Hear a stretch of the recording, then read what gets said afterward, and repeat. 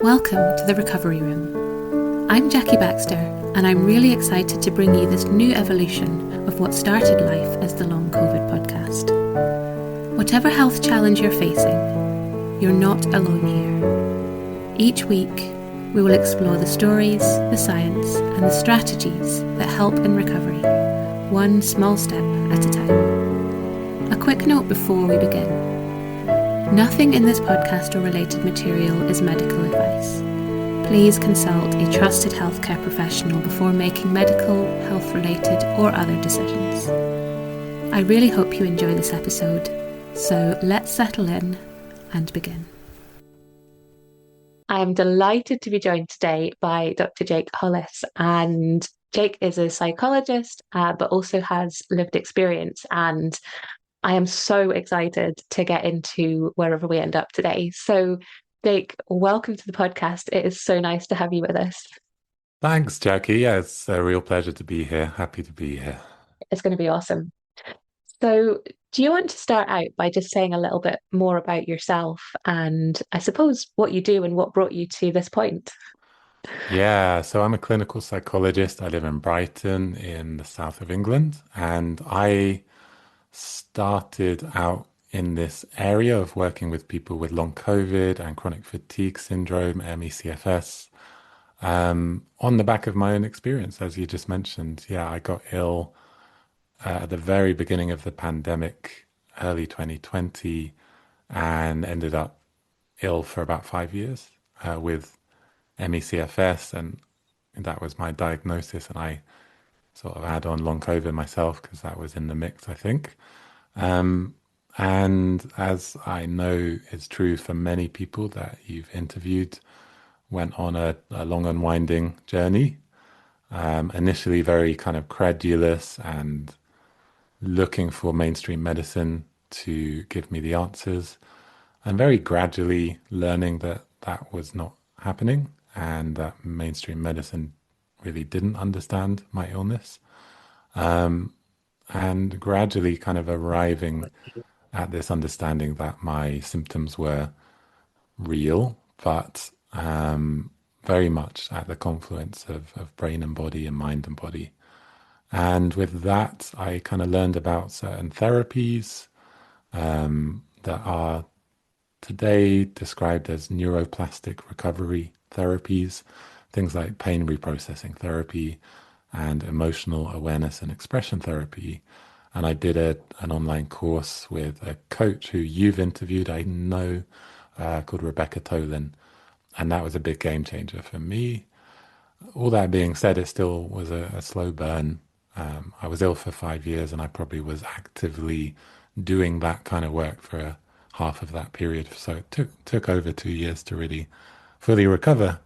And I was so moved and inspired, and my life was really changed quite radically by that experience, that it would have been, odd to me to not do something related to it, especially given that I was a clinical psychologist by training.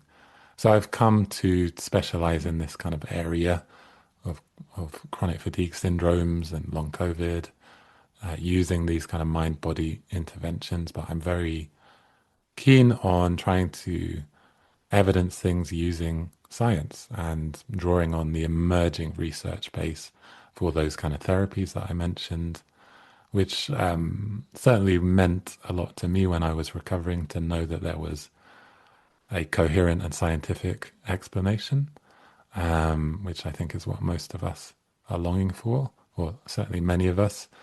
Yeah, and that's what I do nowadays. I did work for the NHS for about 8 years, including a stint in the long COVID service. But I didn't really feel that I was able to fully use this work freely in that setting. I guess understandably, perhaps because the evidence base was seen to be too nascent and emergent. But now I'm free to kind of practice in the way that makes sense to me, and I enjoy my work very much. I get to work with all sorts of fascinating people, and I see people do recover and make really significant progress over time. Not to say that it's like miraculous or instantaneous or too good to be true, because usually it's painstaking and hard won. But yeah, I've become sort of obsessed and fascinated by this work. Yeah, it's amazing, isn't it? I mean, it sounds like you and I are quite similar in the kind of gone down the rabbit hole. Maybe a slightly different rabbit hole in a slightly different way, but a rabbit hole Mm, nonetheless. And it feels it's like the more you learn there is to learn, and the more you want to learn, which mm, very much appeals to me and my kind of sense of curiosity about the world. mm, And what I love so much as well is that you're bringing here, obviously your lived experience, which cannot be bought. It's well, to use your word, painstakingly won, mm. but also your sort of clinical background as well. So it's the kind of two sides of the coin that make up this sort of very powerful, I think, kind of, Mm, approach and conversation. mm. Yeah, it's brilliant to have the two side by side. I think, it's a what am I trying to say? It gives a side to you as a practitioner that you wouldn't have otherwise, I think. Yeah, well, thank you. I appreciate that. And without sounding, I don't know, grandiose, I feel the same way, but not because there's anything uniquely special about me, but because, as we were talking about just earlier, so many people have been transformed by these recovery journeys and have found themselves directing their work in this direction. And it's for good reason, because given the current climate in which the evidence base is getting there, but it's not what it might be, and hopefully that will change over time.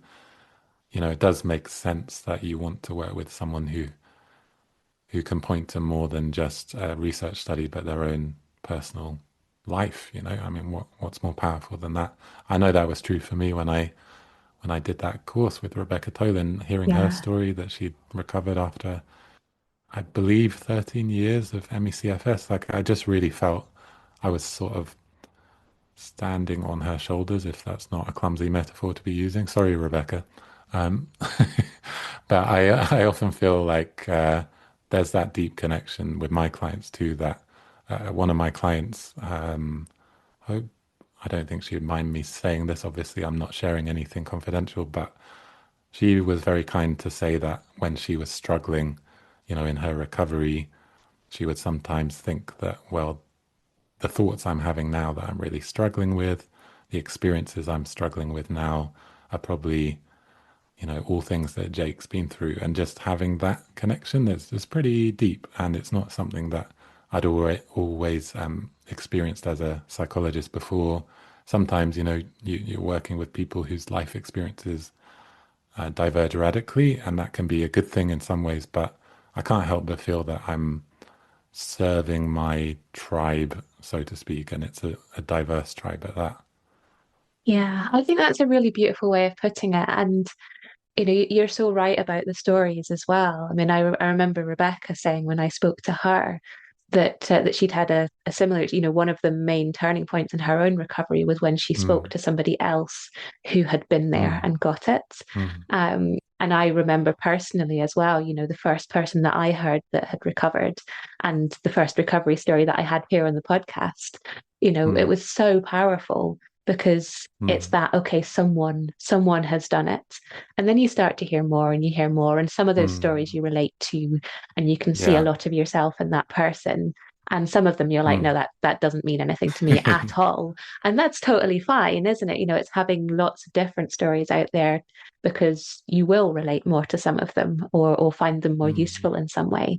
And that doesn't mean that the others aren't useful, but maybe not personally to you. Um, Yeah. so Mm. I think it's the power of, well, storytelling, I suppose, and hope and Mm. inspiration that Yeah, are incredibly important.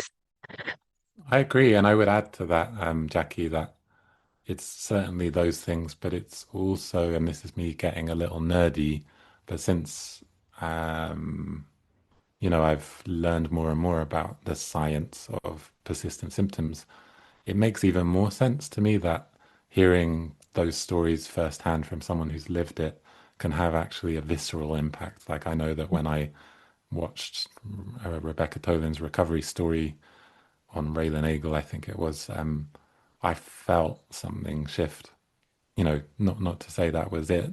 I was suddenly better, but it was a long haul. But something happened inside. There was almost like a visceral shift inside of me, and that may sound woo-woo on the surface, but when I try and make sense of it with neuroscience, it starts to make quite a lot of sense because of what we now know about the brain effectively being this predictive machine.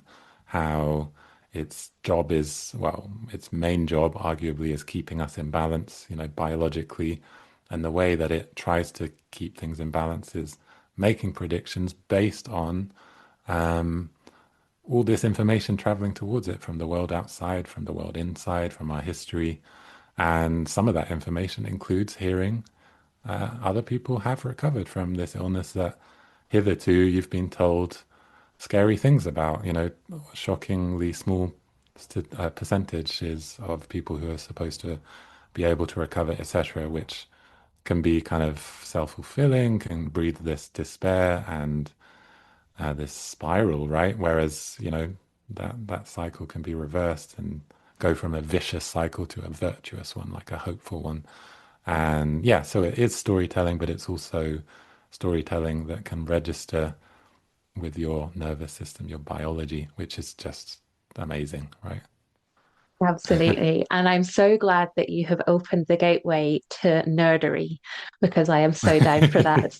Um, but yeah, you're so right. You do feel something, don't you? I think, and Mm, for me, this is one of the frustrations of certain spaces on the internet where things like recovery stories and hopeful stories, not necessarily full recovery stories, but stories of where people are seeing improvement and they found something that has helped them and they want to share that. And mm, some of those stories are not allowed in certain spaces. And I find that mm, such a frustration, again, as someone who has recovered and who has in the hmm power of sharing those stories and how they make you feel and the belief that they can instill in you and the hope that they give you. hmm hmm Just it feels wrong to me and I find myself incredibly frustrated by it. And especially mm, as you were saying, it's not just woo woo. It's not just that it puts a smile on my face today, but tomorrow I'm going to be sad again. It's hmm actually that can create an actual physical shift. Yeah. Yeah. No, I feel you. And I think you mentioned in your email that you may have had some experiences where on the back of your recovery, people then came to doubt that you actually had long COVID. Is that right? Yeah. Because I had something similar myself, and it's really, yeah, it's bruising, isn't it? It's really quite painful Yeah. because there's certainly an irony there that obviously there's a population of people who have been gaslit and really poorly treated in many cases by healthcare professionals, sometimes by people in general, even by their family. It's awful and it is traumatic. But then to feel that you're then being told that you actually weren't part of this tribe, you didn't have it after all because you've recovered, and if you recovered, you never had it. It's this kind of tautology. It feels a bit like gaslighting, to be honest. And I know we have to be really sensitive to the realities of those who are living with this illness, and many of whom have been living with ME/CFS for like years and years, certainly a lot longer than I have, and I have to respect their experience. But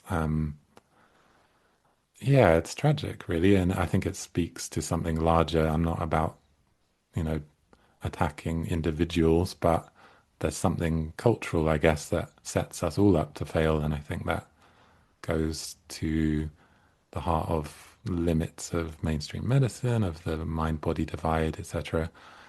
Sorry, I'm opening all sorts of tangents, aren't I? I I love a tangent. But I think you're right. And yeah, I certainly have had that experience, and I know other people who have recovered who have had their experiences doubted, and it is Mm. incredibly hurtful. And to me, it sort of feels like um, making out that the worst experience of your life wasn't real. It's that Mm. lack of validation that often we feel in Right. the early stages of illness, and that validation is incredibly important. But Mm. I just think, yeah, there's maybe a way of holding both of those spaces where people who are ill can have the respect and the validation that they are unwell, and what can we do to help you in this space where you currently find yourself. But also, this Mm-hmm. person who has recovered has made it Mm. through this terrible, awful experience. And, we need to honor that Yeah. space and their story. And also, maybe we could learn something from them, maybe not me, but maybe someone else who's recovered, if someone doesn't resonate with my story. But, there's Mm. someone else Mm. out there who will. So I Yeah. think there's space for both. I'm with you on that, Jackie. I really like what you just said because you are speaking with a lot of sensitivity and respect there on both sides. And I think, those of us who are enthusiastic about neuroplastic therapies and the mind-body connection being a way to make sense of these symptoms, sometimes in our enthusiasm, we might fall into traps of invalidating other people and assuming that what worked for us will work for everyone, which, to be fair, is not scientific, is it? We have to be humble and have humility. Mhm. And yeah, no, I think we're on the same page clearly, but there's so many missed opportunities, aren't there? There's a lot of sadness around that, I think, for me, and I know for lots of people that, yeah, as I say, I feel like this is a tribe. This is a group of people who have a common experience that you described quite rightly as for most people, the worst thing that's ever happened to them, perhaps, or certainly up there. I know it was for me. Um, and I wonder, without getting too, I don't know, trying to psychoanalyze all of us, there's something there, isn't there? That something very, very traumatic and overwhelming can cause us to become very entrenched in our views. And I'm not saying it's more one side or the other. And the fact that I'm even talking about sides is itself problematic, isn't it? Yeah. We'll be right back. I'm interrupting myself for a second to tell you about long COVID breathing. The fabulous Vicky Jones and I have teamed up to bring you long COVID breathing.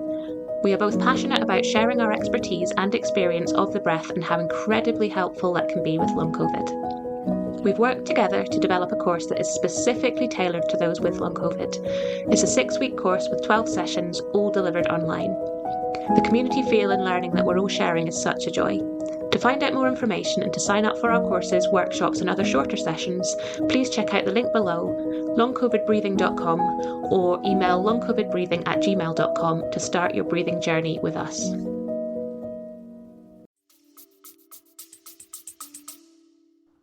Yeah, and I think you've brought up a really interesting point there about the kind of the two sides as well. And I think we're so on the same wavelength here because that was exactly where I was thinking about going next. Because, you started out very early in this conversation by saying my symptoms were real. Mm. Um, and, you know, I think it's like well obviously but at the same Mm. time there are people who have felt like they have been told that they are making it Mm. up or that Mm. quote unquote it's all in your head Yeah. and it's possible that the person wasn't actually trying to say that but they said something very clumsily which can Mm-hmm. definitely be the case or it may be that they did say that but I think Yeah. there's a lot of issues around miscommunication, and sometimes that's through being clumsy, and sometimes it's through the problems of Mm. different language, whether that's Mm-hmm. as in sort of different French and English, or the kind of medical and non-medical, or even just Mm. two words for the same thing that sort of Hmm. The two that spring to mind are sort of nervous system and mind body that can be used Hmm. kind of interchangeably. Hmm. And I think some words are more easily accepted than others. And I think a lot of people don't like mind body because the Mm. way I see Mm. it, it's that can feel like it's all in your head. Yeah. But I don't know if that's actually true. That's just kind of the way I see it. But what Mm. I would love to kind of throw at you is, you're a psychologist, you have had the lived experience, you're working in this space, you're what where is the kind of join between the two factions? Mm. Why are there two factions? And can we kind of look at the kind of Oh. overall picture here in a way that Mm. says, can we not just meet in the middle and talk about Mm. this? And because Oh, the yeah. kind of the Mm. the fight is not helping anybody, is it? No, that's a good question and a big question, and I'm Mm. feeling the weight of it. But let me see some initial thoughts without assuming that I'm going to suddenly solve the mind-body divide. But I would say from where I'm sitting, and the way I'm thinking about things, I think a lot of the problems are not due to individuals, but systems and culture more generally. And we could probably go back in history and look at what you mentioned, English and French, well, French philosopher René Descartes, who famously or notoriously, depending on your perspective, suggested that the mind and body were completely separate entities. And to some degree, Western culture, as I understand it, and certainly medicine, Western medicine anyway, has very much subscribed to that implicitly. Now, I'm not saying that your average doctor will completely agree to that idea, like religiously, but you only have to look at the way that our health services are laid out. Literally, you go to one hospital for mental health and another for physical to see that there is a glaring divide there. And even within medicine itself, physical health itself, there's this kind of compartmentalization, this siloing off of different systems in the body as if they're discrete entities that don't necessarily communicate with each other. And I think all of those things contribute to setting all of us up to fail, those of us who have these illnesses, because these illnesses transcend these divides, the mind and the body being separate. Well, long COVID, ME/CFS, and any number of persistent symptom conditions can't be understood in one or the other as I see it. And you're quite right, whether the language of mind body might sometimes alienate some people. Talking about the nervous system, I think you may be right, maybe a more neutral and maybe more helpful language because we are talking about biology, of course. But if we think about the function of the nervous system, the brain, it is the intermediary really between mind and body. And besides that, it kind of speaks to the irreducibility of mind and body and brain and body, that they are one and the same. You can't have biology at a human level without psychology being involved, and you can't have psychology at the human level without biology being involved. So it's very easy, isn't it, to find ourselves getting a bit tangled up in language. I think language, as you say, has so much to answer for. And unfortunately, it emanates that kind of paradigm, that framework for understanding health and illness being one or the other, has led to this kind of strange hierarchy where some sorts of health issues are seen as, quote, more legitimate, more real, more valid than others.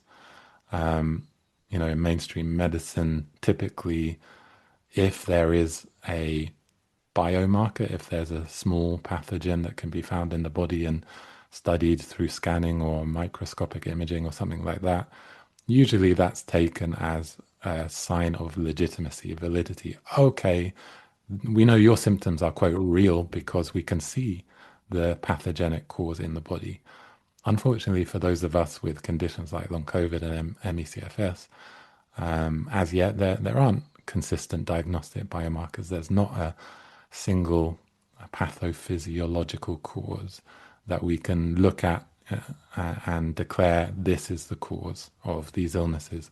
There are those who hold out hope that that may change, and it would be unscientific of me to say that's not true because it may turn out to be true. But if I was betting on it, I imagine that it might never be true because it's more multifactorial, more complex, rather than there being a single cause.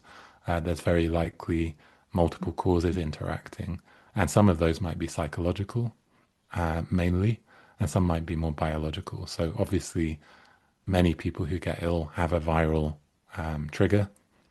Some have a bacterial trigger. Some have another kind of biological insult to their body.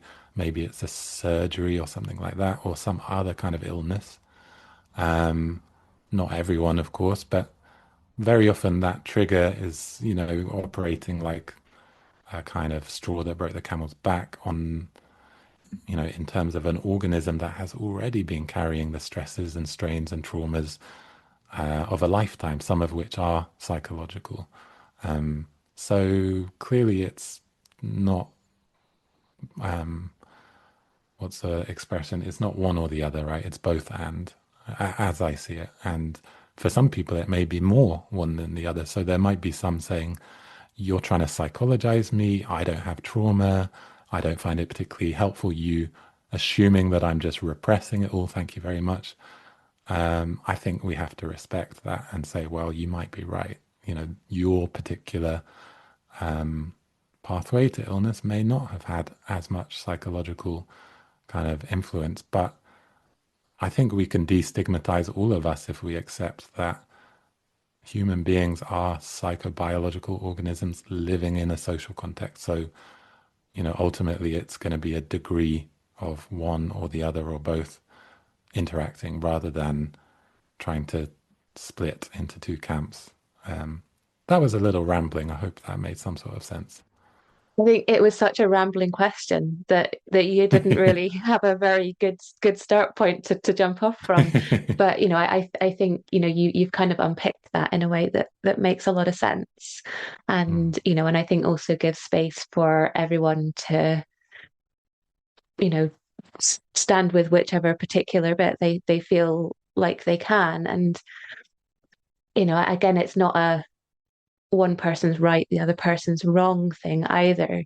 I think everyone, I've not done a single recovery story with anybody or heard of anyone's experience who did just one thing. And for some people it is a case of doing a little bit of this and a little bit of that, and then you become open to other things and that gives you a little bit of that. And it's not the case of told you it was mind body. You should have just started out with that. Maybe they needed to do the other things first, or maybe they just needed to get to a space where they were open to that, or it's kind of allowing people the space for their own journey, isn't it? And I think Yeah. one of the things that you touched on, you said about biomarkers equaling legitimacy, I think is hugely powerful as well. And I wonder if this is why long COVID, ME/CFS can sometimes get lumped in with, quote unquote, just mental health, because in my understanding, things like anxiety, depression don't have biomarkers either. So, oh, okay, well, you had a heart attack. We can see that. There's a thing that proves that that's a real illness. Long COVID, oh, there's nothing really there. We don't have a biomarker for that. Well, we'll stick it in the mental illness camp. And, I don't think I need to tell you about the kind of stigma around mental health. And, Yeah. I think, that there's a lot in there that's problematic, isn't it? And as you've just said, that none of these things are just one or the other. But I also think that mental health shouldn't be stigmatized in the first place. I mean, if that was more was going to say the word Mm, acceptable to have mental health problems. I don't know if that's quite the right word, but if it was treated with the mm, same right. respect or I can't Mm, quite find the right word, but if it was treated with the same respect, let's say, as a physical mm, illness, then mm. I sort of feel like this discussion might be less of an issue as well. Yeah, I'm so grateful that you raised that, Jackie. I think that really does go to the heart of things. And it gives me the opportunity to kind of echo what you say. I think the first thing I did want to say, excuse me, is that on the biomarker question, you're quite right that there aren't diagnostic biomarkers for most, probably all mental illnesses, mental health diagnoses. But at the same time, there are genetic markers. There are rather, you know, genetic predispositions so that some people might have greater expression of anxiety, for example, than others through nothing else but their biology. Although I say that, and then our biology is itself shaped by epigenetics, so the experience of our parents and how that influences the way our genes are expressed. I'm only saying that just because currently there's some excitement from some quarters around a genetic study around ME/CFS, which some people are taking to be a sign that it's, quote, purely biomedical.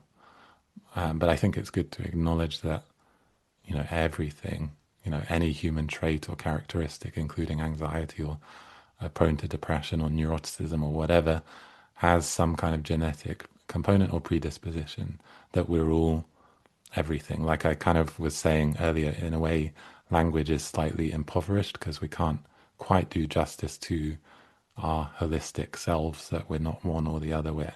We are biology and psychology and environment rolled into one. But coming back to the really very, very important thing you say about mental health, I'm very passionate about that too, because obviously that's my training. Like I'm a psychologist. For the most part, I trained and worked in mental health. Occasionally, before I got into this area, we talk about physical health, but it was in the framework of helping people cope with physical health. But mental health has obviously undergone some sort of change in public discourse, in the way we talk about it, in a mainly positive way, that people are more willing to talk about it. I wonder whether maybe that acceptability word, the word you might be looking for would be something like destigmatizing, perhaps something like that. But I think you're quite right. There's just this awful historic hangover from a time not so long ago, and still really here to some degree, and certainly in many parts of the world, where people who experience mental distress, in inverted commas, because again, we could just call it problems with living, part of being a human being, are vilified and shamed and stigmatized, and sometimes, very horrendously oppressed and discriminated against, and sometimes sequestered away, sometimes tortured. Like, this is like a real shame on humanity, the way that we've responded to our own suffering, by shaming ourselves in that way, sometimes institutionally, sometimes medicalizing distress. And it's really, really important for us to name that. And I don't actually hear it talked about explicitly very often. So I'm really glad that you mentioned it, because, even in conversations with people I work with who are open and curious to the, quote, mind body field, there's still but I don't have mental health problems, thanks very much. And at the same time as wanting to respect how they would prefer to understand their difficulties, I wonder about those people who do have, quote, mental health difficulties. How are we positioning that population of people if we're arguing vehemently, like, I have a physical health problem, I don't have mental health problems? Like, implicitly, we're saying there's something basically wrong with a large swathe of the population who do have mental health problems. And it's not for me to nudge other people as to how they should describe themselves, but I think that when I got ill with long COVID and ME/CFS, there were mental health components to that and there were physical health components, and it's very hard to separate the two. And I could go on and on. And like, there's another tangent here I'm just going to throw out there. We can avoid it or not, but there's a lot of research about how we understand emotions and physical symptoms and how they're actually potentially almost the same things anyway. They're very, very similar. And we've historically put one in the mental health category and one in physical health.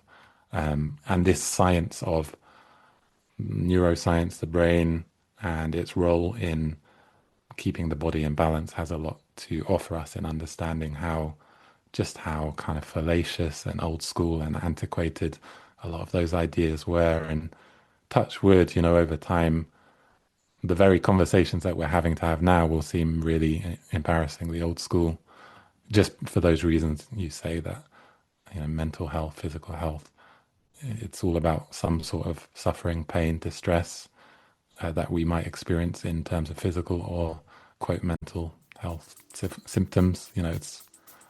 They're not that radically different, in my opinion. We'll be right back. Hey there, I'm just jumping in for a second to see if you're enjoying this episode. If you're finding it useful, maybe you would consider sharing it somewhere, a friend, a group, or even on your Twitter feed. If everyone was able to share just once, we'd be able to get this information out to even more people who really, really need it. So please consider sharing somewhere if you possibly can. I hope you enjoy the episode, and thank you so much.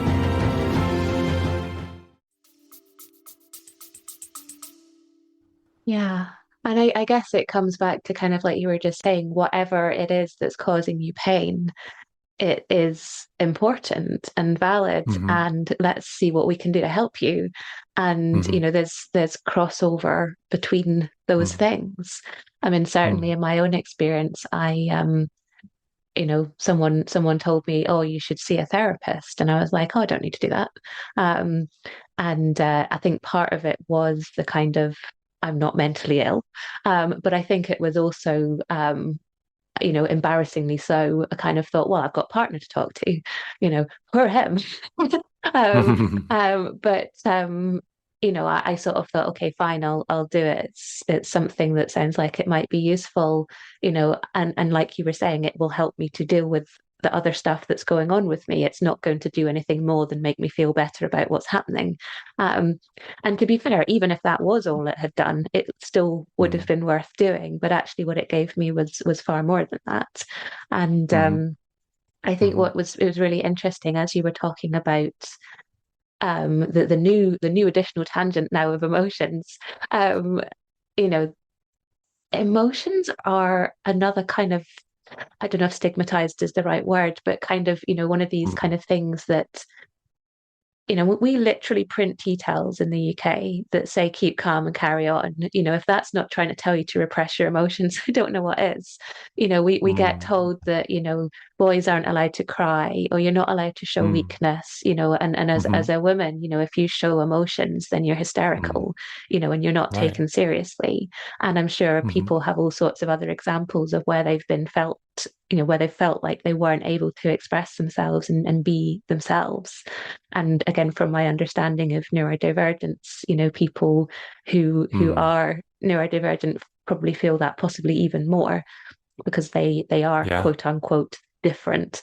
Um, Right. so it's this kind of need for legitimacy. But in our need for legitimacy and validation and being allowed to be who we are, we're Mm. we're so judged or stigmatized or whatever by other people that we it's almost like, I wonder if we're looking for validation in the wrong place. Mm. I like that. This is Yeah, getting deep, there's a isn't lot there. it? This is, yeah, we're getting deep, we're getting philosophical, but it's good.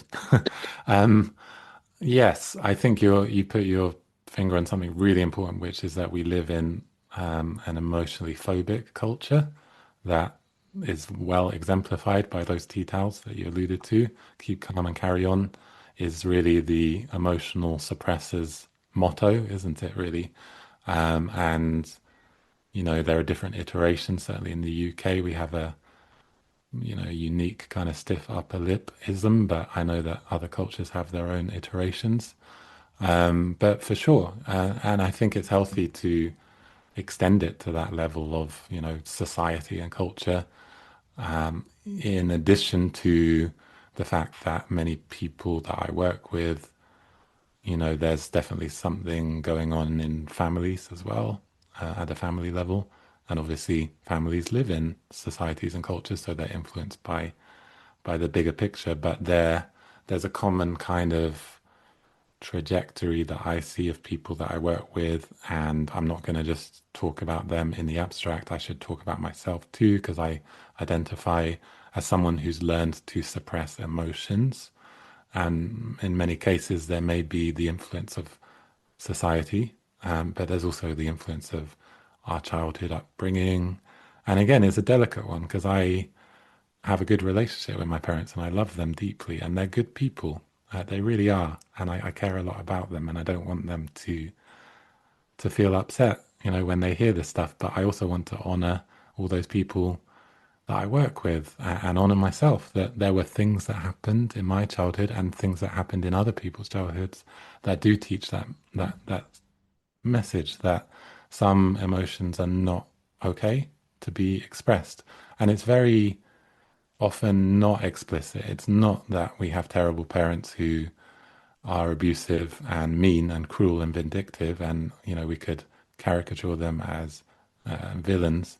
It's usually way more complex, and that would probably be a good summary of this whole thing, right? It's always more complicated than we like to think. So often it might be that you gave the good examples of gender roles. As a boy, maybe I expressed sadness and may have been shamed in some places. It's not manly, you need to toughen up, that sort of thing.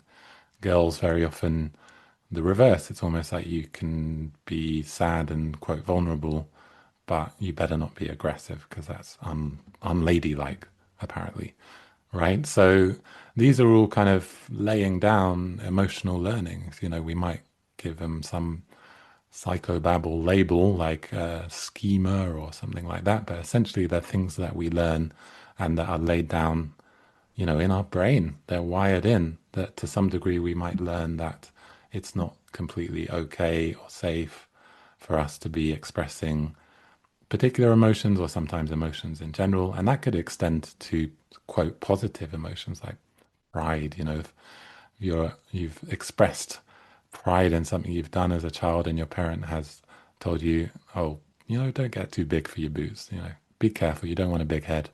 That's also implicitly sending you messages to the effect that, oh, there's something that's not quite okay here with me expressing something real emotionally.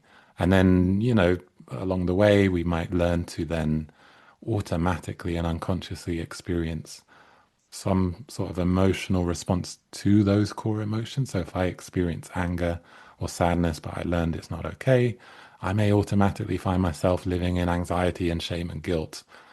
These would be called kind of blocking emotions. We could describe them as, because they're serving to push down the core emotion. And then because living in anxiety, shame, and guilt isn't a very fun way of living our lives, we're going to then block those emotions by using what we might describe as sort of protective strategies, anything we can do to distract and disconnect from those feelings, whether they're the core emotions or the other, blocking emotions, So through no fault of our own, really through no fault of our parents, if we're being really honest, like if we were to blame someone, we'd probably have to go back to the dawn of time through generations.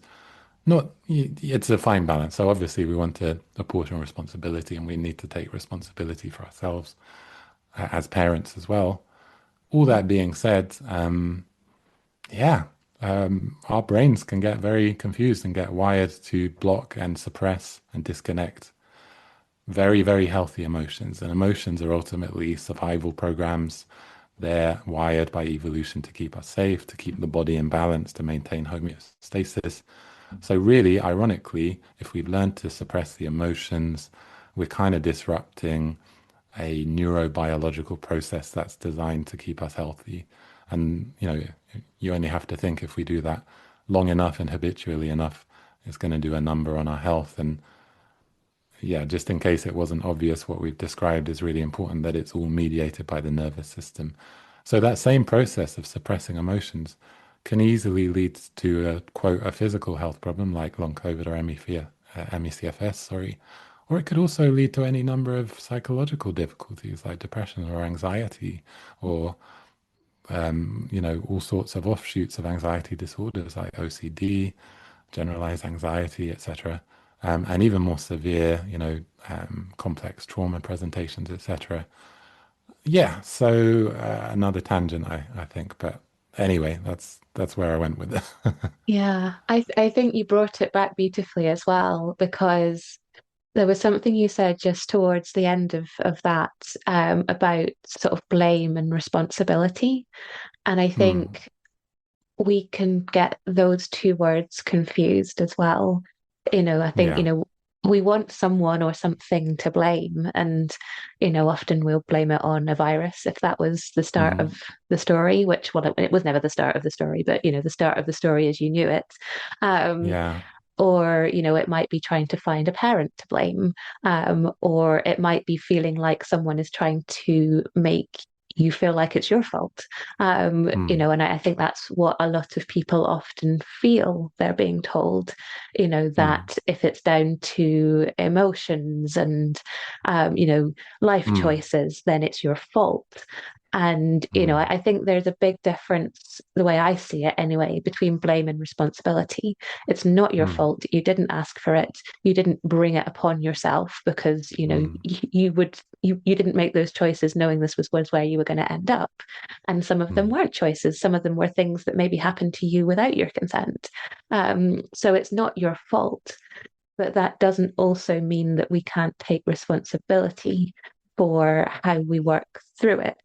And that might be overwriting old patterns and making new life choices, or it may involve all sorts of other Yeah. things. But it's that kind of, for me, it's taking ownership or empowerment, you might call it, of saying, okay, this is where I am. What am I going to, what do I need in this moment? What is the best Hmm. thing that I can do for me right now? Yeah. And sometimes that can be quite hard to see, but it's also probably quite easy to see some of the things that aren't going to help you in this moment. So Yeah. yeah, I don't know, maybe I've taken us off on another tangent now. No, I'm happy. I'm with you. I think we're quite in sync actually. Like, yeah, what you just reminded me of is something I quote back to many clients I work with, which I read in a book by a neuroscientist called Lisa Feldman Barrett, who happens to be a world leading neuroscientist, but she's also written some very accessible books that I think are pretty relevant to this area. And somewhere in a book, I think it was her book called 7.5 Lessons About the Brain, she writes something like, some things are, here we go. Some things we have to take responsibility for, even if they're not our fault. And the reason might simply be because no one else is there to take responsibility for us. And I like that because it felt like it spoke to where I was at in recovery. There are some times where you just feel like you're done with it, of course, and that's really legit and understandable. And we're not about, shaming people into snapping out of it. Like sometimes we just want to be with that. I mean, I would say always we want to be with it. We want to honor it as best as we can. But at the same time, yeah, it's not your fault. If you're living with these conditions, it's very obviously not your fault.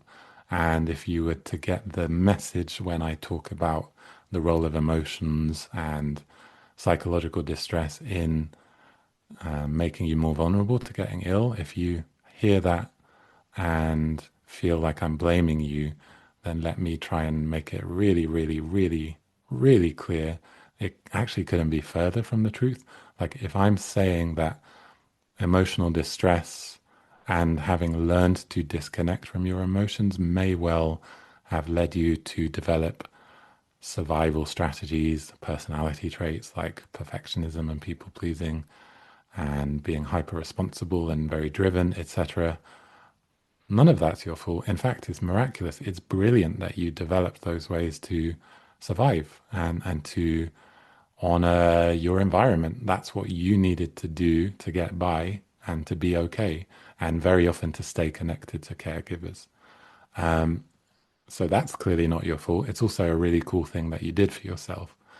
But the fact that that may in turn, what served to function really protectively and helpfully and adaptively when you were young and vulnerable and dependent on caregivers, ironically, of course, can then do a number on us when we're adults if we're still living by those same patterns later on.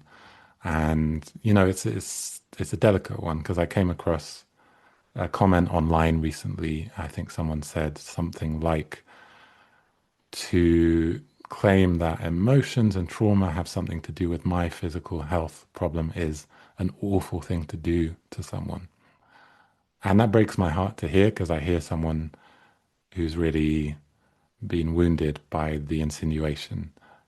And yet, we still need to collectively find ways to be able to communicate that possibility, even if it's not true for that individual, which I'm happy to hear. If that's not their experience, then it would not be helpful for me to decide, knowing nothing about them, that actually I think it is. But for some people, it is a big piece of the puzzle. Certainly most people that I work with. And naturally there's bias there, because they seek me out because they resonate with what I say. And I don't want to work with people who don't want to work with me, right? Respectfully, I don't want to try and help you if you don't want me to to try and help you, right? I get that. But there's a fine line where we need to clear-sightedly think about the role that some of these things may have played for some people in a way that honors their suffering, that legitimizes the reality of their symptoms, but it also usually can be very, very empowering and help people not only know that there's some things that they can do to actually recover, but just understand themselves better. There's so many people I work with when we do this work that there's like a collective sigh of recognition, understanding, okay, things are starting to make sense, okay? And maybe there was a part of them always suspected that this stuff may have had a role, but because it hadn't been presented in a way that felt palatable or that was not blaming, it wasn't easy to hear. And going back to what you said earlier, some people have just done damaging things and said awful things. And, I've worked with medics, psychologists who have themselves become ill and have been kind of victim of their own professional culture, because all their medical colleagues have said it's not a real thing. So they've ended up gaslighting themselves and deciding that their own symptoms aren't real. Yeah. Anyway, another tangent. Yeah. And again, it's that, I don't know if you want to call it holding space or validation of, why is it anyone's role to believe or to unbelieve? Who is it that's kind of sitting in judgment on that?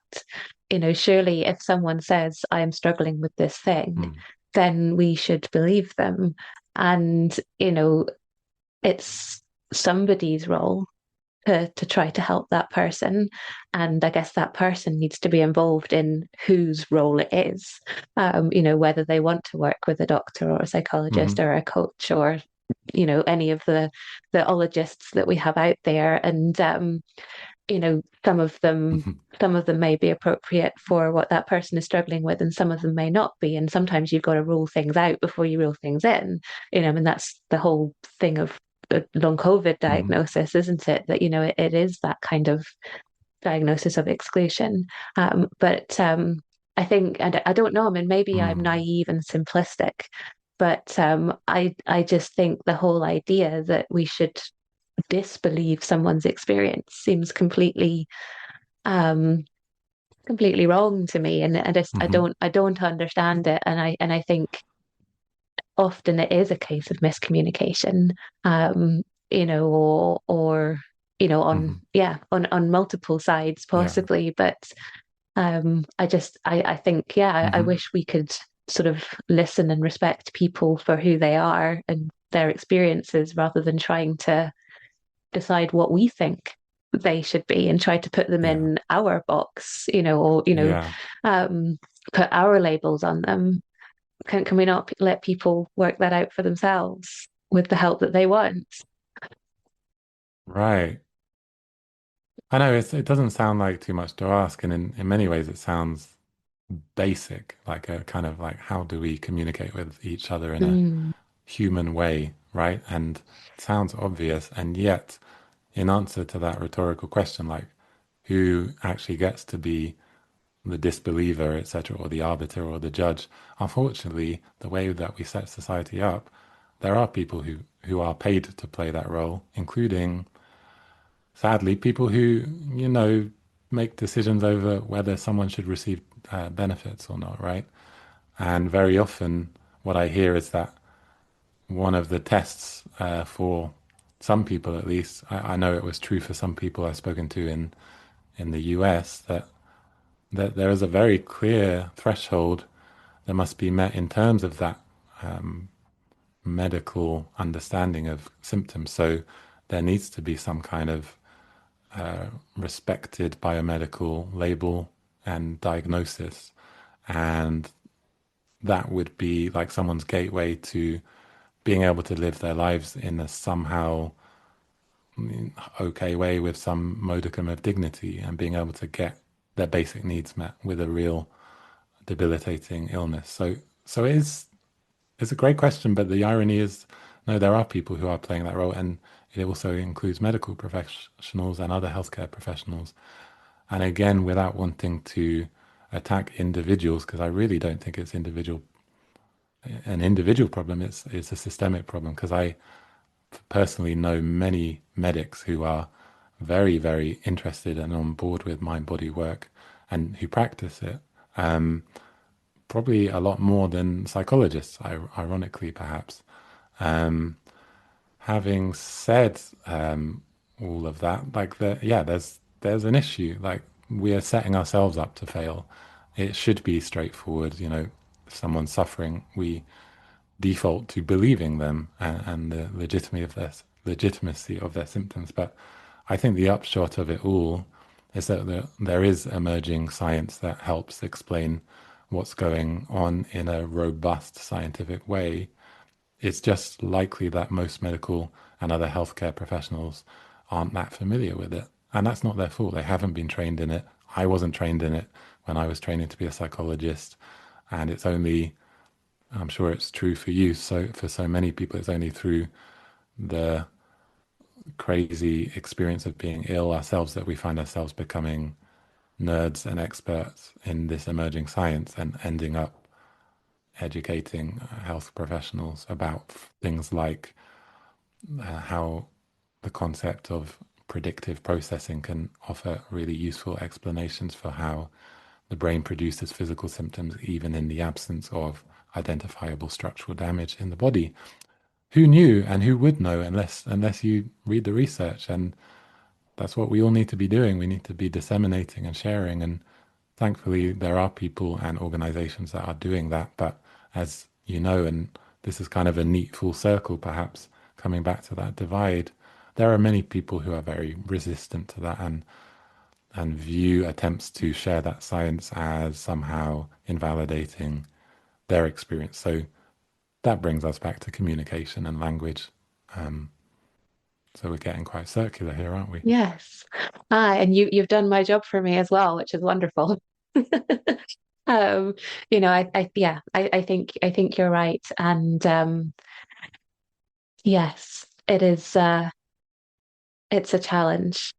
But yes, I definitely have to say I never would have seen myself reading books on neuroscience as bedtime reading a few years ago. So if I Yeah. can if I can change. Um so yeah, I Hmm. think the circular nature of our discussion probably means that's quite a beautiful place to leave it. Um before we do, maybe we can ask a final question of I'm going to put you on the spot here. If there's one Hmm. thing, and again, this could come from personal experience, professional experience, or probably a mixture of both. If there's one thing that you could recommend that people do or look into or approach. Can you think of one thing that would be a really good starting point for anybody in this space? Yeah, I'm not gonna overthink it, and I'm gonna go with my gut and also the book that happens to be on my desk right now. It's a brand new book by Howard Schubiner. It's called Unlearn Your Pain. Not to be confused with his earlier book of the same name that's now being retitled, I believe. Unlearn Your Pain, 2026 edition, is I would say it's like a real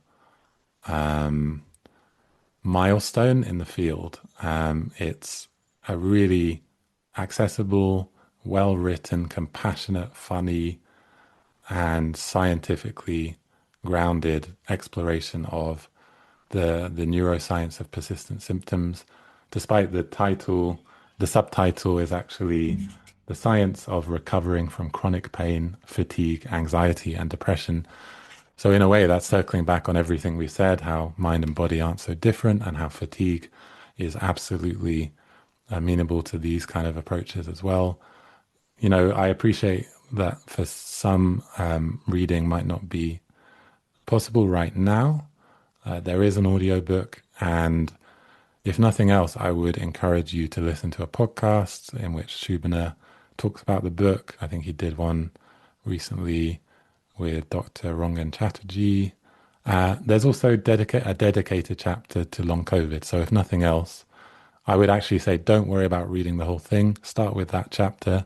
And the second half or third, the latter part of the book is dedicated to these therapies, like what can I actually do? So pain reprocessing therapy, emotional awareness and expression therapy. It's actually, I just think it's an amazing book, and I'm glad that we have it. And he's, you know, a bit of an OG in the field, and we owe a lot to him, and I'm grateful. So I wanted to share that. Absolutely. And I will make sure that I link in the show notes both the book and the episode that you just mentioned, because I haven't actually got around to seeing the whole thing yet, but I've seen some of it and it's really eye-opening. So yes. Jake, thank you so much. I feel like this has been such a fun conversation for me. It's been fascinating. I hope that everyone listening has been able to take something from it that is able to help them in some way, even if it was just the need to be validated, you know, which is huge. Yeah, thank you so much. It's been my pleasure. Thank you, Jackie. And getting even more full circle, I just want to thank you for creating the platform for people to share these ideas. And, you know, I talked about how we need to communicate better. So hopefully we're trying to do that, at least together. Oh, thank you. Thank you so much for joining me today in the Recovery Room. If today's conversation supported you, sharing it with someone else who needs it will make a real difference. If you're able and would like to support the show, you can buy me a coffee via the link in the show notes. It helps to keep these conversations going. Until next time, be kind to your body, honour your peace, and remember, healing often happens in the quiet moments. I'll see you soon.